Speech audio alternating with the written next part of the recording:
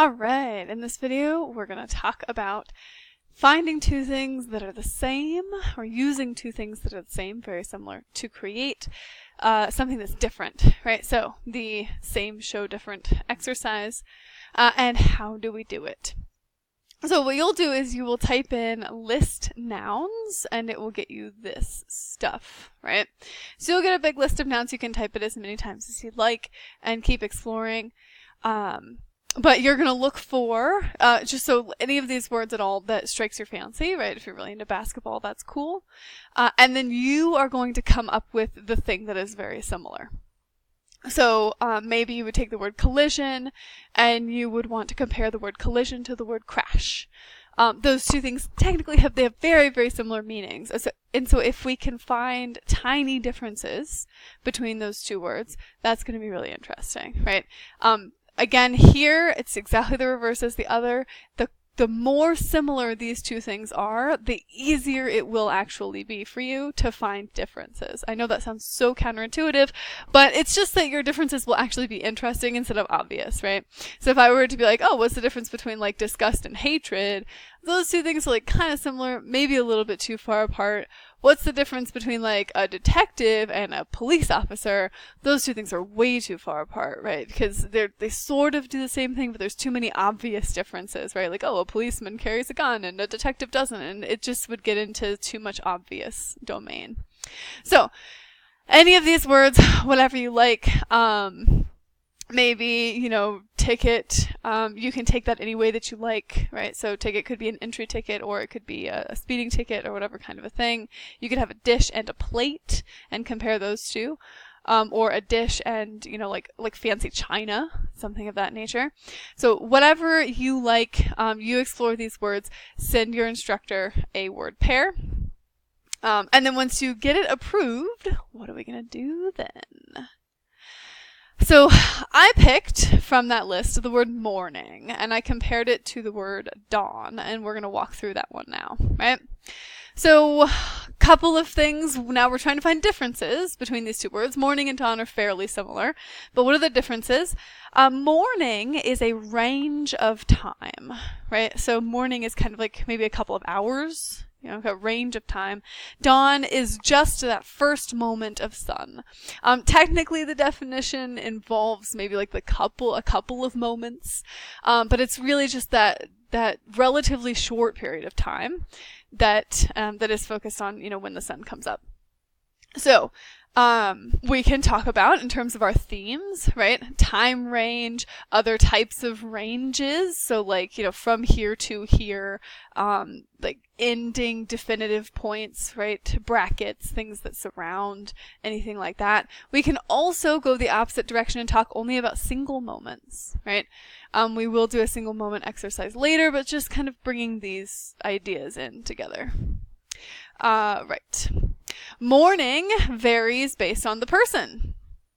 Okay, and dawn is more scientific or a little bit more defined. So technically, if I wake up really late, I could call, 11:30 a.m. morning.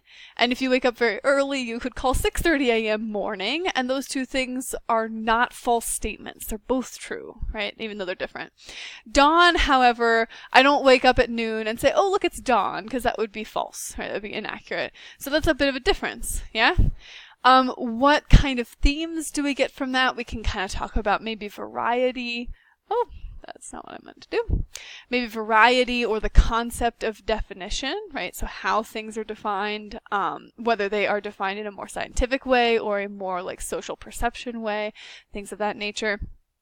So you've got maybe some themes over there.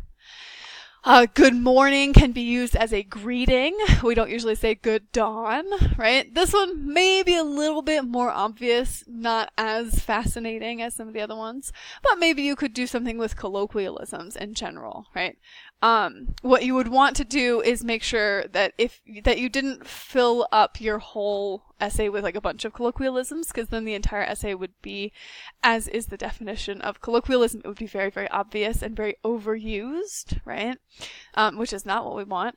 But maybe talking about colloquialisms and, how they're generated, or like sort of flipping some of the colloquialisms on their head, right? You did practice reversing cliches. So just any kind of thing like that. Possibly. Possible themes, right? Dawn is dependent upon the sun. Morning is often indicated by waking up. So even if it's still dark out, right, in the wintertime, if you wake up at 5 a.m., it's dark, but it's your morning. If it is well past noon, if it's like 1 p.m. and you wake up, that's still technically your morning, even though everybody else has already had lunch, right? So again, we've got that variance, ability to vary. Dependency is the word that kind of stuck out to me here. So I kind of moved a bit more into that, right? The dawn doesn't exist without the sun. I just sort of took that same idea from over here, dawn is dependent upon the sun, and I just sort of flipped it around a little bit, phrased it differently, right? And I thought to myself, okay, can we think of other examples of this? Right? So blank doesn't exist without blank. I do this a lot because remember, your goal is to find a theme, not to be able to talk about dawn. Okay, so dawn doesn't matter, it's not the point. It's just to talk about a theme. So, other things we have, flight doesn't exist without wind, tea doesn't exist without heat. I'm really big on tea, so I often think of tea when I think of these things, right? It's all more dependency, but different ways of looking at it, different categories, different topics, different things, and we're going to try to tie it in together, or just explore and see how this idea of dependency might change in these different, capacities. So, dependency, if we look at, systems, generally biological systems, you can say, okay, well, the predators are dependent upon the prey, and the, prey is dependent, too obvious, right? If we talk about human systems, the boss is dependent on his employees, the computer is dependent on the human user. Human systems also a bit too obvious, right? It's not very interesting. We kind of experience that stuff every day. So, can we think of places where dependency is unexpected or where independence is unexpected? So remember, your goal is to come up with something unexpected. It doesn't matter if it's dependency or anything else.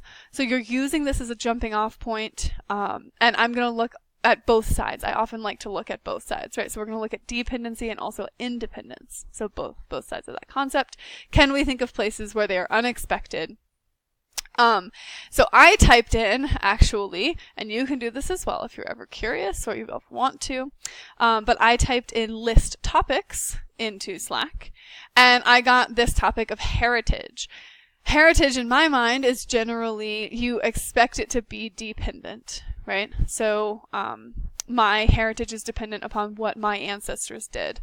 If I inherit land, it's because my ancestors owned that land. There's sort of a connection there, right?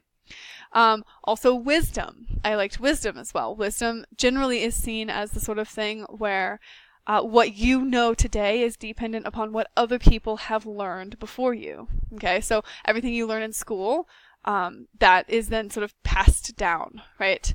Many of the things that you don't learn in school also are very, very important things, important aspects of wisdom, so make sure you keep that in mind. But wisdom is generally a thing that is passed down or supposed to be passed down, right?